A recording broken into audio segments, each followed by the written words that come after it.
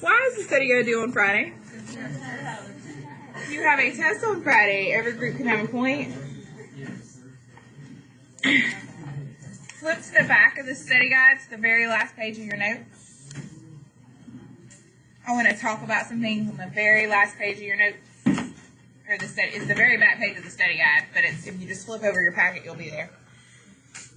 Notice 6, 7, and 8 are just like number 9 today. We're still going to have a factoring of a difference or sum of cubes. You still have to know your cubes. Some of us blew it on the last test, and it's coming back up again, so are you really going to blow it 2 tests in a row? Especially when I'm pointing out to you, hey, it's on the study guide. There is some good news, though, for those who noticed the study guide was a front and back thing. You can take off these 2 problems. We discussed, now if you want to do them for fun, you can. But we discussed the possible roots that involve this formula, the rational root theorem, and it talked about P's and Q's, and basically it had to deal with the factors of the first thing and the factors of the last thing, and then you had all these options. And while that's great and terrific, Ms. Compton, can you please send Delaney Williams to the attendance window for a minute? yes, ma'am.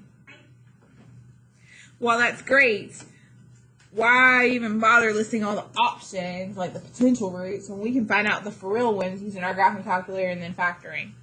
So I would cross them off. They're out. Okay, so let's go to your 3 math workshop problems for today. Clearly, number 9 is important to us because number 9 is the difference of cubes. Can someone tell me the answer to number 8?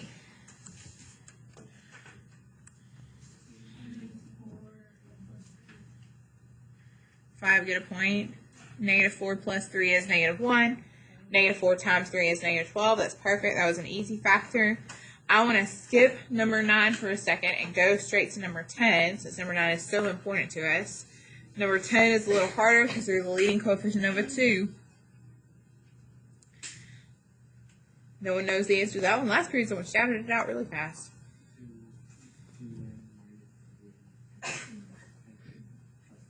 Okay, let's see if he's right. That was his guess. Let's check it. 2n squared plus 6n minus 3n minus 9. We combine those like terms. Positive 6, negative 3 does give us a positive 3, so Gilberto is correct, and he gets his group another point.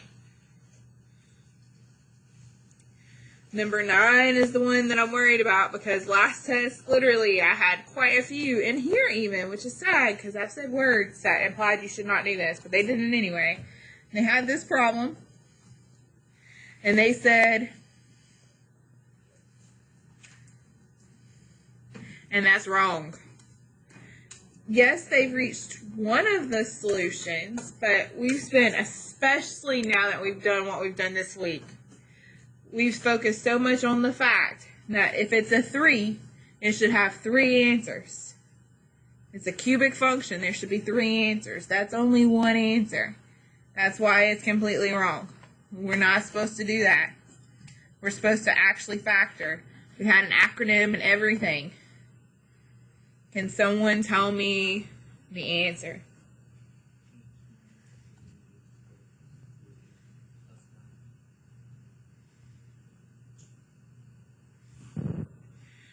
Okay, so let's see if he's right. Let's think it through. H to the third is h to the third. 3 to the third is 27, so it's looking pretty good. SOAP tells us same sign, so both minus, yep. Opposite sign, yep, always positive. So his signs are correct using SOAP.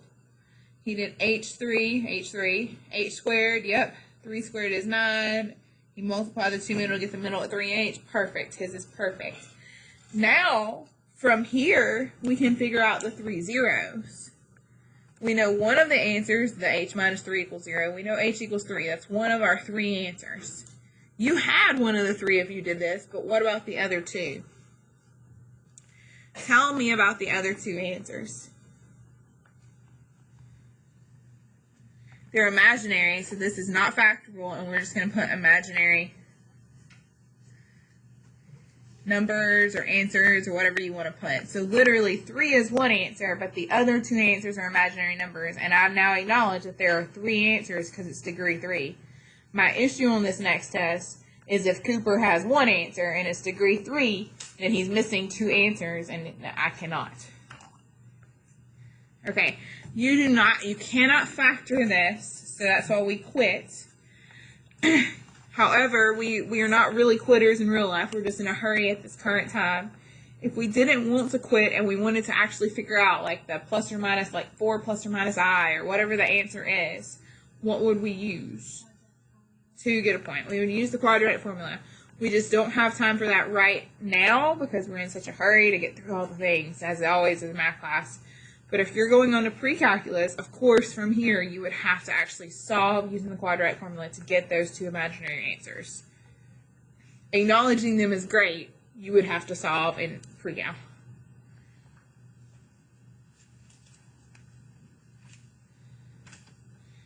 Okay, so let's go to our notes. We've been working these for days and days. We're given a function. We're asked to find all the roots.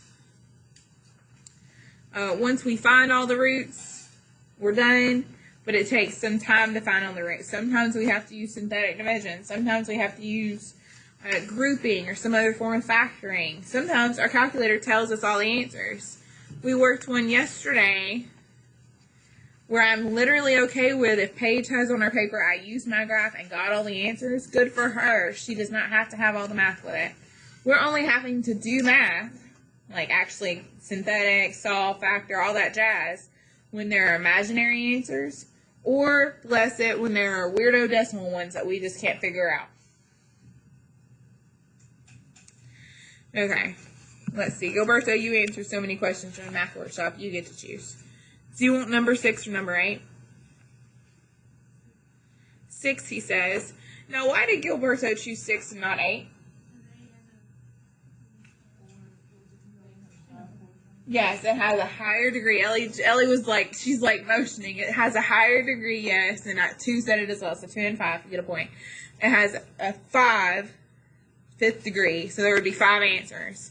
6 only has a 4th degree, so there are only 4 answers. So literally, Gilberto, I assume, thought through, hey, 1 less answer means a little less time, which is completely the truth. 100% the truth. So we will skip number 5 entirely. We will only do number 6. I don't know about you, but I'm out of room, so I'm going to have to write number 6 on post-its. I do not have room on my paper. Maybe you want to do number 6 on the back or somewhere else with a little extra room. My gosh, we've been writing everything. They didn't know. Next year, I promise, these notes will have to have more space. Especially for us who write large. Okay, so let's go y equals. Go ahead and graph this, see what it looks like. We're assuming because it's a 4x to the 4th, it should look like a what?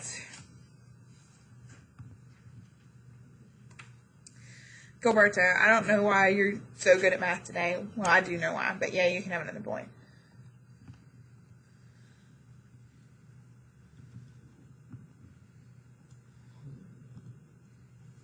So 4x to the 4th plus 13x to the 3rd minus 8x squared plus 13x minus 12. And I graph it. And sad day, that does not look like a W. Oh well. It really probably does look like a W if we zoomed out and looked at it. It's got to deal with some complex roots, obviously.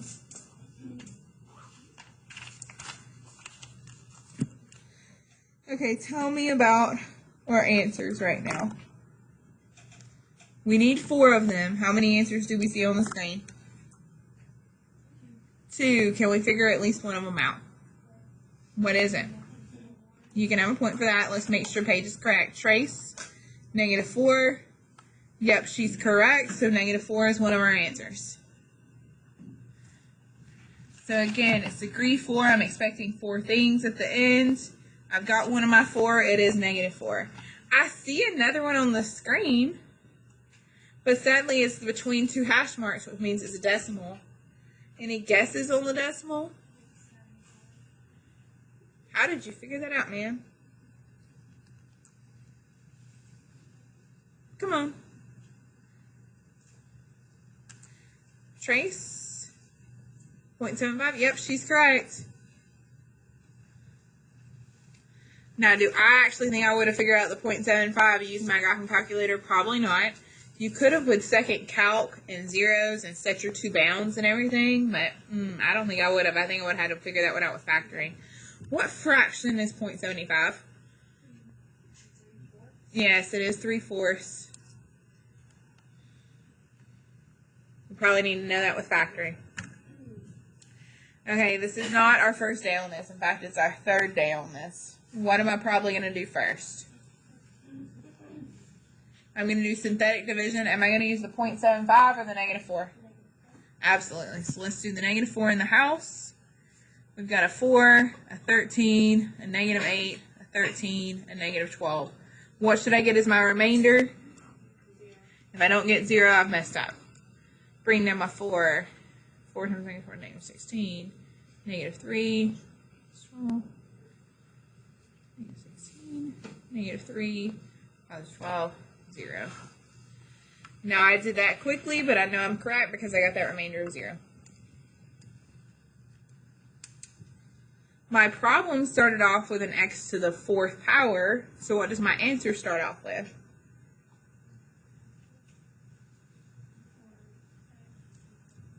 Thank you, you can have a point. 4x to the 3rd minus 3x squared plus 4x minus 3. And if I wanted to list the other, it's the opposite side, so it would be x plus 4. Because when I set this all equal to 0 and I solve, x plus 4 gives me the solution of -4. Now, Gilberto is a smart man, and he picked number 6 on purpose. On number 8, after we did synthetic division, we would have been really sad because at this point, instead of having 1, 2, 3, 4 terms, we would have had 5. If we had 5 terms, could we do grouping? No. So if you want to work number 8 later, sadly enough, you have to do synthetic division twice. You can't go straight to grouping. So the moral of the story is the higher degree, the more work required. You literally might have to do synthetic division a couple times. But Gilberto is a smart man. He's trying to make our lives easy. He picked the degree 4. We have 1, 2, 3, 4 terms here. So hopefully we can group. I've still got that x plus 4. What can I pull out of my... Oh, that was fast. Both groups can have a point for that. What do I pull out of the second group?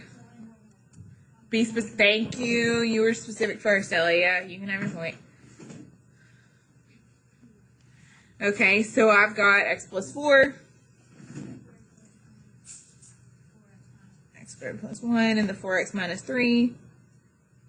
And it's all equal to 0 because I need to figure out my 4 answers now.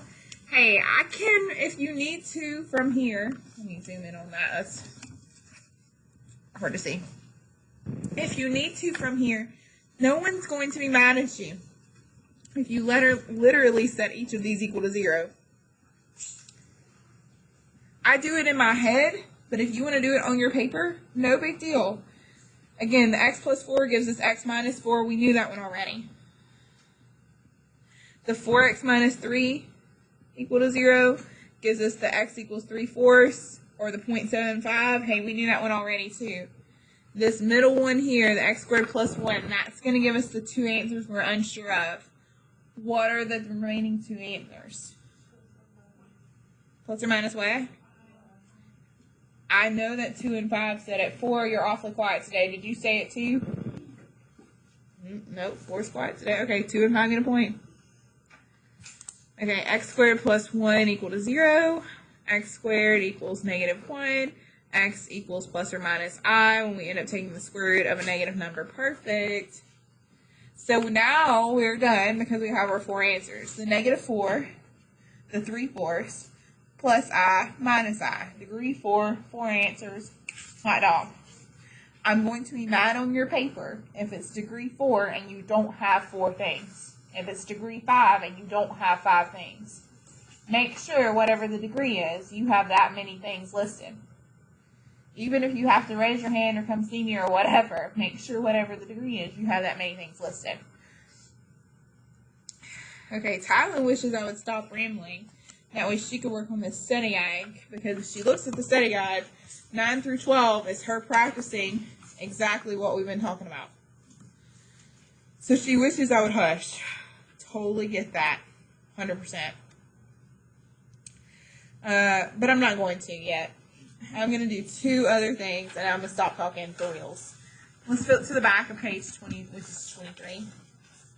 We're going to work 1 and 2, and then we'll save 3 and 5 for tomorrow. We are not going to work 4 or 6. 4 and 6 we would have gotten to using the quadratic formula. Again, you and I are to heck with the quadratic formula for now. So we're not doing 4 or 6. It's on the back of that page we've been on for a million years. Okay, so literally for the past 3 days, we've been given a polynomial and we've had to find all the zeros. And it sometimes takes freaking forever to find all the zeros. I agree. So you would think when you see this page, you're like, Lord Jesus, what now? I just can't anymore. And it's actually so much easier to go in reverse. So on the page before, they gave us the function. Let me show you. On the page before, they gave us the function, and we had to find the zeros. On the page on the back, it's in reverse. What if they gave us the zeros, and we had to find the function? And you think, oh crap, that sounds hard. It's actually the easiest thing ever. So instead of x plus 5, what should I write? You know it's the opposite sign, because if I set them equal to 0, I need to get a plus 5 as one of my answers. So x minus 5 is 1. What else should I write? So literally, put all the things with opposite signs. If you've got this line, you're going to get majority of your points. See, if the remaining part of your points, you actually have to factor this all out and distribute and all that jazz, which is, and you know it's going to be an x to the third at the end. Thank you, too. You can have a point. Which, no offense, Tylen already passed the test on this part. She, on the chapter, the first chapter 5 test, the one with synthetic and long. The front side of the test had a bunch of problems like this. Tylen's already done this. She already showed me she can do this. Why is she suddenly going to blow it now? I don't know. So I can FOIL with these two. X squared plus 2x minus 5x will give me a minus 3x.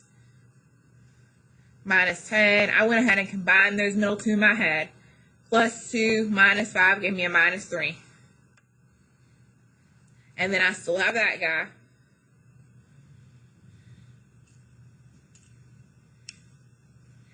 And then Tylen has to pay attention. She has to distribute to everybody. So she's got to give the x to the x squared, the x to the negative. She's got to give them to everybody. So she'll have x to the third minus 3x squared minus 10x. But not only does she have to give the x to everybody, she also has to give the 1 to everybody. So she'll have x squared minus 3x minus 10. Again, Tylen already passed a test on this, literally reviewing right now. She should have already known how to do this. This was the new thing today. Can she immediately write it like this? Foiling it out and figuring out what the original polynomial was, something we've already been doing. Okay, x to the third doesn't have any friends. Negative 3x squared plus x squared gives us a negative 2x squared. Negative 10x, negative 3x, negative 13x, minus 10. So literally, if we were asked to give the zeros of this polynomial, the zeros are 5, negative 2, negative 1.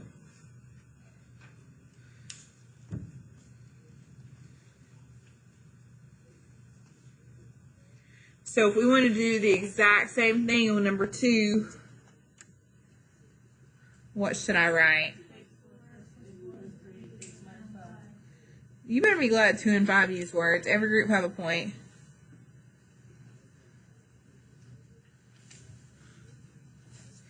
Okay, if I FOIL the first one out, x squared plus 3x plus 4x, that's plus 7x plus 12. all times x minus 5. I now need to distribute. I've got to give the x to the x squared, the 7x, and the 12. So it'll be x to the third plus 7x squared plus 12x. I'm not done though. I still need to share that -5 with everybody. So I've got to do -5 times x squared, -5 times 7x, and -5 times 12. So I will have -5x squared. I see them. I don't know why. 35x. What they? We can't do this. Okay, combine your like terms and tell me the next answer, please. Hold. Hold and I'll sign. Hand me the thing. X to the third. Plus 2x squared because you did the 7 and the 5. Okay, now what? Minus 23x because you did the 12x and the -35 and then minus 60. Perfect. And that is the answer for that one. I will not painstakingly make you do 3 and 5 until tomorrow, but let's talk about 3 and 5. Why are 3 and 5 harder? They do have imaginary numbers. And tell me the deal with imaginary numbers.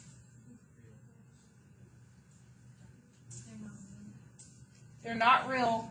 But have you noticed every time we get an how many imaginary answers do we always have? We always have 2. So if we're doing plus 2i, we're also going to have minus 2i. Okay, those are going to be super easy. We'll save them till tomorrow. Here's your chance. I'm finally done rambling. Work on your study guide. It's due on Friday. Did I hand you something that said your name on it? Yes.